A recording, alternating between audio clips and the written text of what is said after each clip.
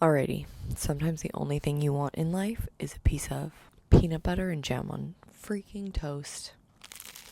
I am my father's dog. Just hits the spot.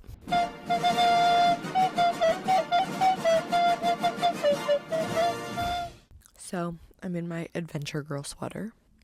And my Adventure Girl sweater is like the sweater of that, like, not fable, but like story character or video game character, you know? With the white tassel. It's ugly, but you're ready for adventure. This is the sweater that you go places in and you know it gets dirty by the end.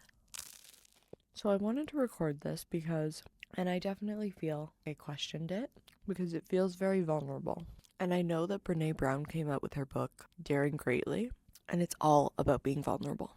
And that book changed my life. It really made me realize like how all of the pain that I was experiencing in my life was a result of me not being vulnerable with myself and those around me about how I'm actually feeling and expressing that. That was amazing.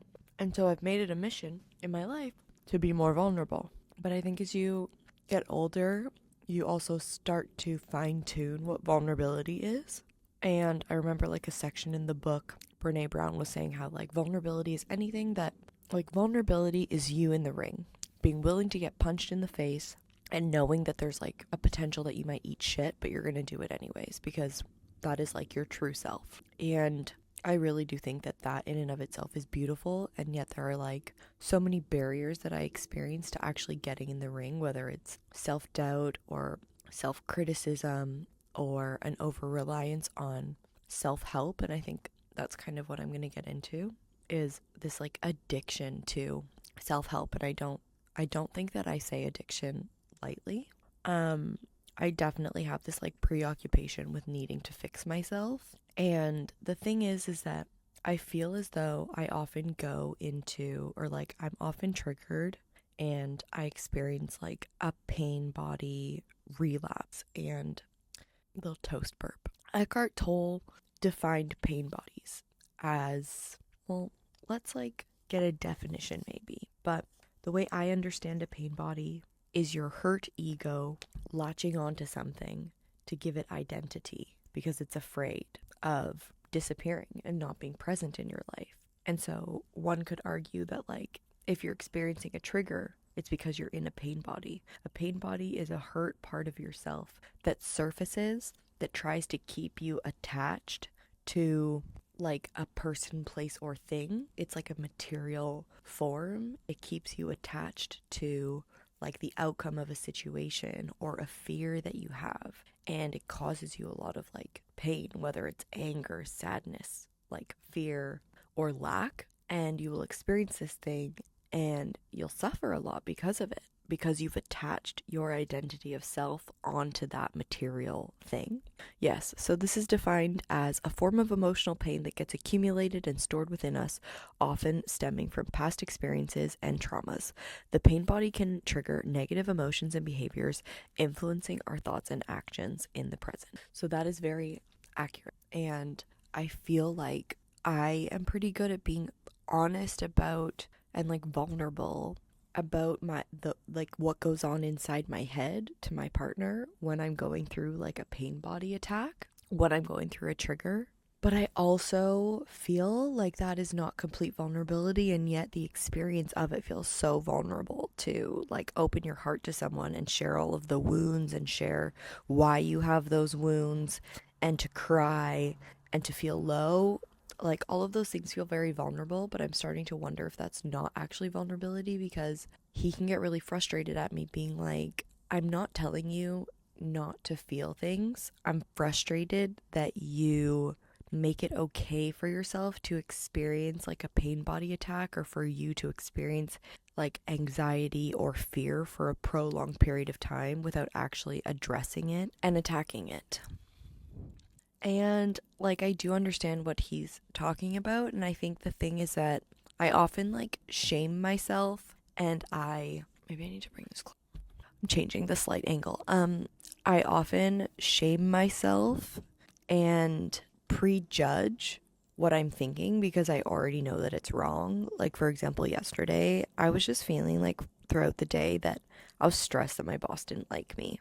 I look up to her in a way that I respect her emotional depth. And my job is kind of flexible in the sense that like there's not always like 8 hours of work to do, you know? So some days are heavier and busier than others, and some days I'm like honestly not working that much, and other days I'm working the whole day and I'm not really taking breaks. I'm taking very minimal breaks. Also, I look like this because I cried a fuck ton yesterday. Um and I was starting to have these like doubts of like, I don't think she likes me, or I'm worried that she doesn't like me. But I also knew that that thought was really silly and that it's stemming from a lack of self love. And after the healing mushroom journey that we just had, being like, why am I so hard on myself? Like, if I was my future child and I saw all the things that I'm like thinking about and navigating, like, I would really like myself. And I think it's because sometimes like I become very unconscious to when I switch into being in the pain body, and I don't like not accept that state of being, you know? I'm almost like too lenient with it. It's almost like I'm super hard on myself for toxic things. Like I'm very judgmental and I can be very critical and I can like shame myself for the way that I feel. And then I'm not tough enough on myself for certain things as well.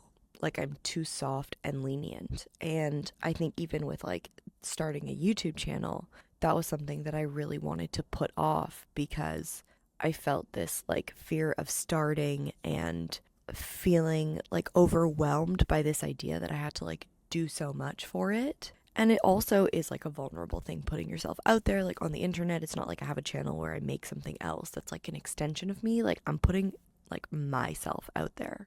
But also maybe I can do the exercise that I shouldn't be attached to like who I am, putting myself out there. If anything, like this is the form of me that is expressing what is going on inside myself, and I'm probably going to feel differently in a week, in a year. I'm not going to be the same person because I'm constantly evolving. And so, you know, if I put myself out there and I receive criticism or people make fun of me, like they're not actually attacking me, they're attacking this like transient vessel through which I am expressing myself. Does that make sense? And so back to the story with my partner, that he gets really frustrated that I'm too lenient with like certain states of being in myself. And it's really like complicated and confusing because this whole like self-love and self-help healing journey, I think like a big part of it is about mindfulness and about being present and meditating, not like doing a guided meditation always, sitting in silence and being comfortable with yourself. But also something that I have recently become really interested in is this idea of somatic meditation and like actually feeling emotions in your body, allowing yourself to process them, and then like moving on from there. You know, there's so much like stuck energy and stuck emotions in the body. And for me, like a few years ago, like I would barely cry and I was not being open with myself about what I was feeling. And so recently, I've really thought that like the answer to all my problems was making more time and space to like feel my emotions and feel my body and allow things to pass. I think all coming from the similar place of like don't attach to your thoughts and your emotions, like observe them and let them pass by as clouds. But as soon as you start attaching to them as like an indication of who you are, that something is wrong with you, then you create suffering. And that's exactly like what happened to me yesterday. And then also like my partner's going home to Mexico to do some like government stuff, like applying for like a passport and blah blah blah blah blah.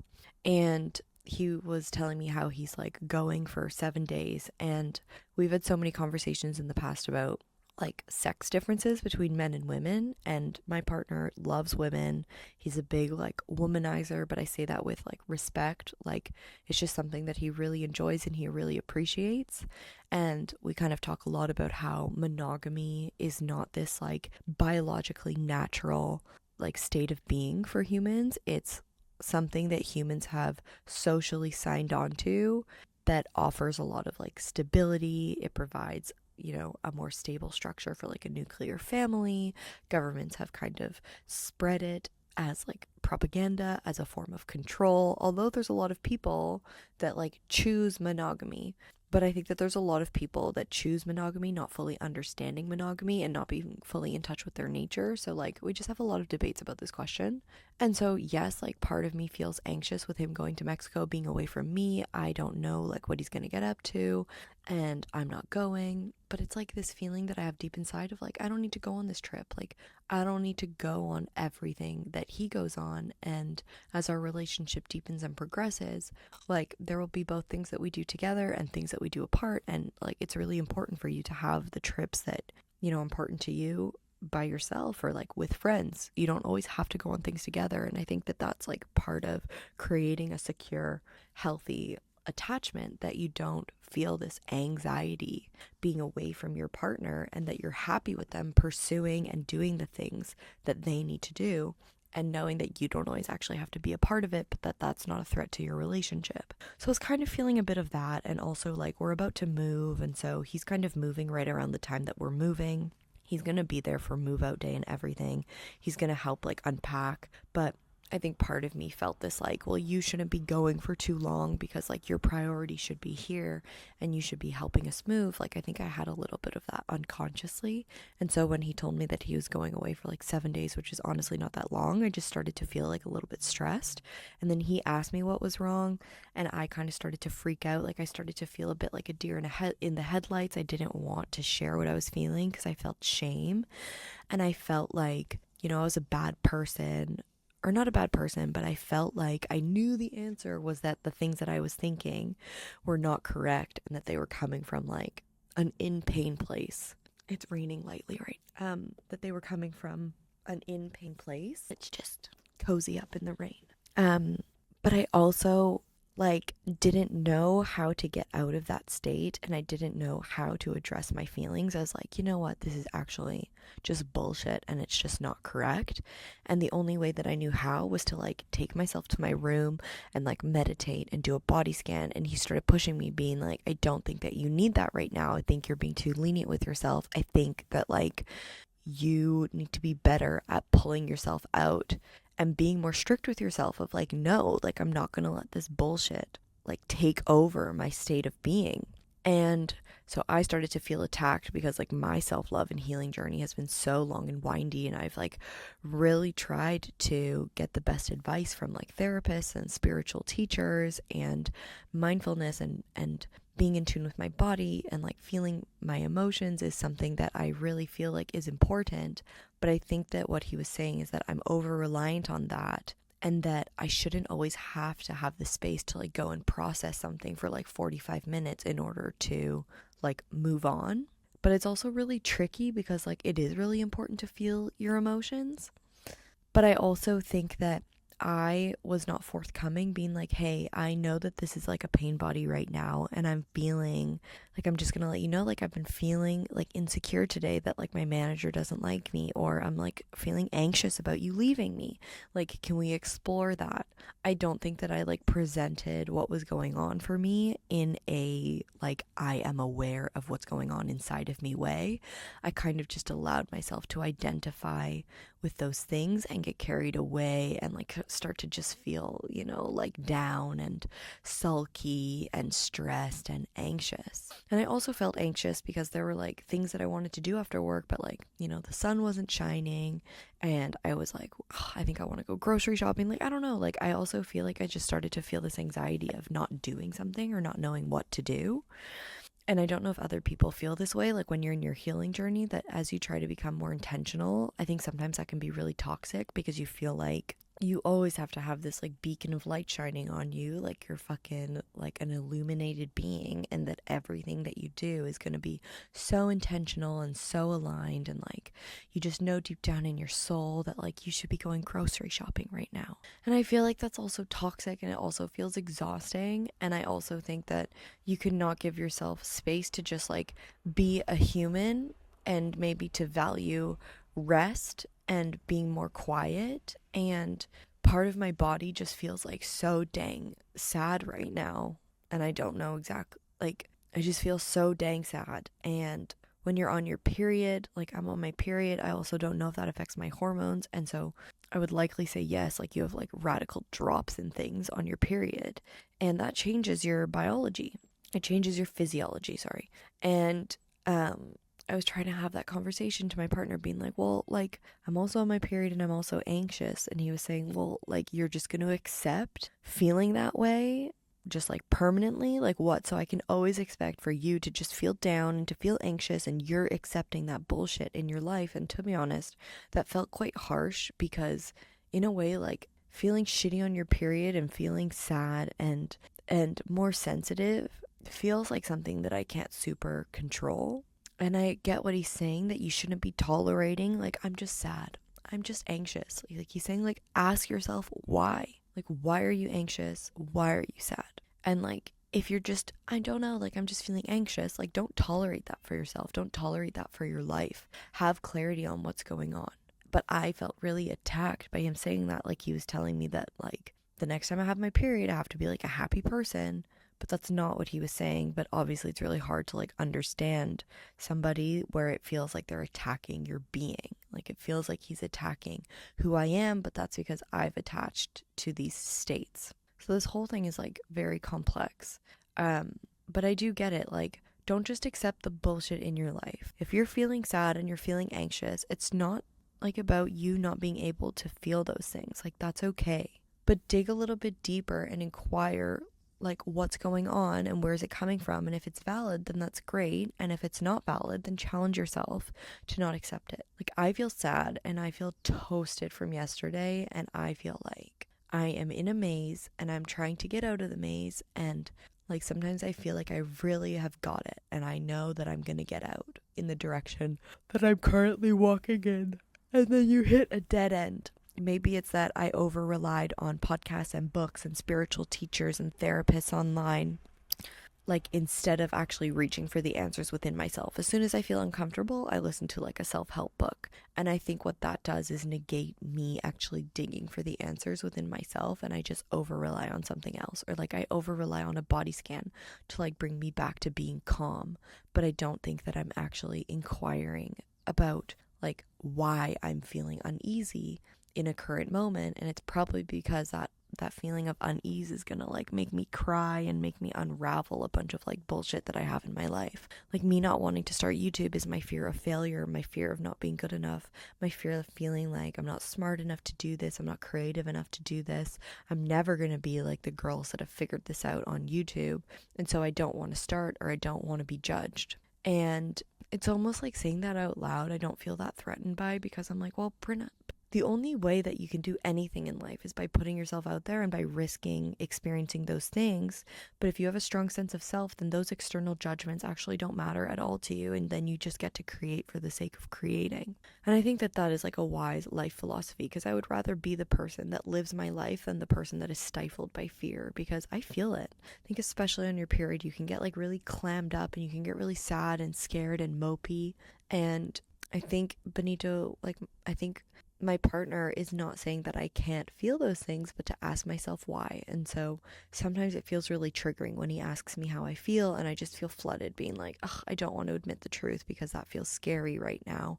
And I feel like I should be more elevated. I should be more evolved past this thinking. And I just had this shroom trip, and I should be more enlightened and, like, positive and unwaveringly confident. And, like, the fact that he's pointing out something's wrong with me is making me feel like something is wrong with me.